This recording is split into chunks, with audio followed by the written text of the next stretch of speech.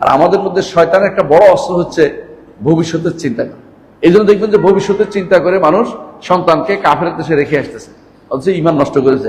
কাফের দেশে কেউ গেলে সে যে কি চিজ, আজকে আমাকে একজন মেসেজ দিল, তিনি আয়ারল্যান্ডে থাকে, বাংলাদেশ চলে আসছিল, আবার গেছে, তার চাকরি করবে, চলে আসবে আবার।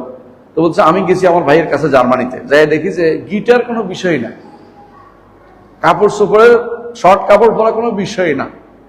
আমার ভাইয়ের পরিবার এমন অবস্থায় চলে গেছে যে আমি আর তাকাইতে পারলাম না, আমি আবার ফিরে চলে আসছি, আয়ারল্যান্ড দেশে চলে আসবো, আমি আর চোখ খুলে মানুষের তাকাইতে পারি না, যেদিকে তাকাই শুধু হারাম দেখি। কিন্তু তারা কেন গেছে বলেন তো? ভবিষ্যৎ নির্মাণের জন্য। বেশিরভাগ মানুষ ভবিষ্যৎ নির্মাণের জন্য কাফের দেশে পাড়ি দেয়। বেশিরভাগ মানুষ ভবিষ্যৎ নির্মাণের জন্য কাফের দেশের সন্তানদেরকে পাঠায়, কাফের দেশে পাঠায় সন্তানদেরকে, যে ওখানে তারা বড় হবে, ওখানে এই হবে সে হবে, তাদের ভবিষ্যৎ হবে।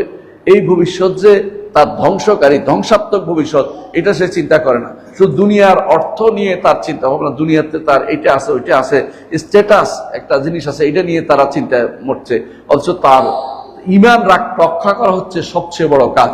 সম্পদ যেটুকু আছে, এটুকু যদি কোনো কেউ যেটুকু আছে এগুলিকে প্রপার ইউটিলাইজ করে এবং এগুলিকে যদি আল্লাহর রাস্তায় দান করে, কাজ করে, এটা হচ্ছে সবচেয়ে বড় কাজ। এই টাকার মায়া মানুষের ভিতরে অনেক বেশি। এইটা আল্লাহ তাআলা এই জন্য কোরআনে কারীম বলেছেন, ওমাইয়ুকা শুহ্হা নাফসিহি ফাউলাইকা হুমুল মুফলিহুন। যারা অন্তরের কৃপণতা থেকে নিজেকে বাঁচাতে পারবে সে সফলকাম হতে পারবে। অন্তরের কৃপণতা থেকে বাঁচতে পারে খুব কম লোকেই বাঁচতে পারে, কারণ বেশিরভাগ মানুষের মধ্যে ভবিষ্যতের ভয়টা আছে। ভবিষ্যতের ভয় বুঝছেন? ভবিষ্যৎ কিভাবে চলবে, আমি এখন দিয়ে দিলে আগামী দিন কিভাবে চলবে, আগামী দিন কিভাবে হবে না। আপনি দান করতে থাকুন, আগামী দিনও আল্লাহ আছেন, আজকে যেমন আল্লাহ আছেন, আগামী দিন চালাবেন। এমন বহু প্রাণী আছে যেগুলো আগামী দিনের চিন্তা, আজকেও চিন্তা করে, আগামী দিনের চিন্তা করে না। আল্লাহ এগুলির কি আগামী দিন খাওয়ার না, নাকি মরে যায়? সবার খাওয়ার ব্যবস্থা আল্লাহ তাআলা করে। আপনাকে এটা বলা হয় না, দেউলিয়া হইতে বলা হয় না, কিন্তু দান করতে বলা হয়েছে। দানের মধ্যে এইটা যেন উদ্দেশ্য না হয় যে আমি আগামী দিন কি খাবো না রেখে দেই। এটা শুধু মানুষ এবং পিঁপড়া শুধুমাত্র জমা করে, আর কোনো প্রাণীকে দেখবেন না জমা করে রাখছে, খেয়ে শেষ করে ফেলে। তার মানে আজকে কালকে তার ভবিষ্যৎ চিন্তা টেনশনে মরে। এই জন্য জবাই, আমরা যেটা বলছিলাম এতক্ষণ ধরে, জবাই একটা গুরুত্বপূর্ণ ইবাদত। ইবনে তাইমিয়া রাহমাতুল্লাহ বলছেন যে ঈমান এবং ইখলাসের সাথে যদি কোনো জবাই যুক্ত হয় তাহলে এটা হচ্ছে সোনায় সোহাগা। এর চেয়ে উত্তম ব্যক্তি আর হইতে পারে না। যে ব্যক্তি ঈমানও আছে, ইখলাসও আছে, সাথে সে দানও করছে, জবাই করতেছে আল্লাহর জন্য, সে ব্যক্তি পরিপূর্ণ। তার অন্তরের ভিতরে যে তার ঈমানের স্বাদ পেয়েছে, এটা প্রমাণ হচ্ছে যে সে ব্যক্তি আল্লাহর রাস্তায় দান করতে পারছে, জবাই করতে পারছে, মানুষকে দিতে পারছে। একটা ছাগল জবাই করে আপনি কি চিন্তা করতে পারেন যে কিছু না খেয়ে আশেপাশে গরিবদের দিয়ে দিবেন? অনেকে চিন্তাও করতে পারে না। আমার দেখা একজন ছিল, কোরবানি করার পরে বলছে কিছু রাখছে তার পরিবারের জন্য, অল্প কয়েক টুকরা, বাকিটা সবটাই দান করে ফেলছে আমার সামনে। আমি তার থেকেও শিখছি কিছু জিনিস, মাশাআল্লাহ। এটা বিশ্বাস যে অনেকে আছে, আগে যখন আমাদের ছিল না, ফ্রিজ ছিল না, তখন কিন্তু অনেকে দান একটু বেশি করতো। এখন পুরা পারে না, পুরা গরুটাকে ফ্রিজের ভিতরে ঢুকাই ফেলতে, হ্যাঁ, পুরা গরুটা ফ্রিজে ঢুকাই ফেলতে। কারণ গরিবদের চেয়ে আসলে তারা 1 টুকরা 2 টুকরা দিচ্ছে, সে কয় দিনে এক কেজি গোস্ত বানাতে পারবে, অথচ আজকের দিনে তার জন্য তো তার ঘরে পৌঁছে দেওয়ার দরকার ছিল।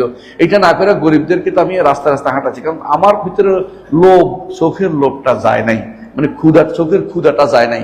আমি যতই দান করি না কেন, জবাই করি না কেন, আমার উদ্দেশ্য হচ্ছে জবাই করে গোস্তটা খাবো। আমি যে দান করব আল্লাহকে খুশি করার জন্য, আমি কি কোরবানি করছি আল্লাহকে খুশি করার জন্য, এইটা আমার মাথার ভিতরে আসে না। হ্যাঁ, আপনি খাবেন। রাসূলুল্লাহ সাল্লাল্লাহু আলাইহি ওয়াসাল্লাম যখন একবার দুর্ভিক্ষ লাগলো, তখন কি বললেন যে 3 দিনের বেশি কেউ যেন খাবার জমা না করে, যাতে করে সবাইকে দিয়ে দেয়। এরকম নির্দেশনা রাষ্ট্রপ্রধানের থাকা উচিত, গরিব থাকে, মানুষ গরিব বেশি হলে।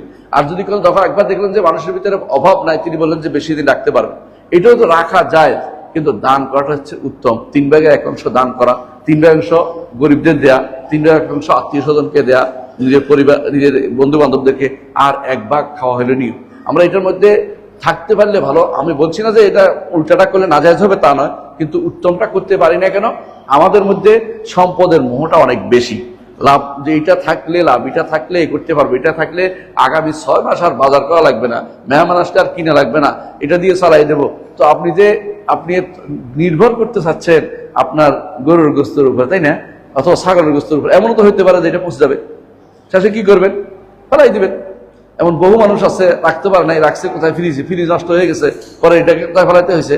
ডাস্টবিনে ফেলতে হয়েছে, এর বহু মানুষও দেখা যায়। এর অর্থ সে কিন্তু খাইতেও পারে নাই, লাভও করতে পারে নাই, আল্লাহর কাছেও সে প্রিয় হইতে পারে নাই। সুতরাং জবাইটা একমাত্র যেটা বলছিলাম এবাদত, এটা যদি আল্লাহর জন্য শুধুমাত্র করতে হবে।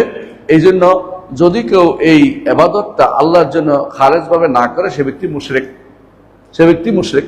কথা বুঝছেন তো? অনেকে আছে জবাই যে কেন করছে এটাও জানে না। জবাই করতে হবে আল্লাহকে খুশি করার জন্য।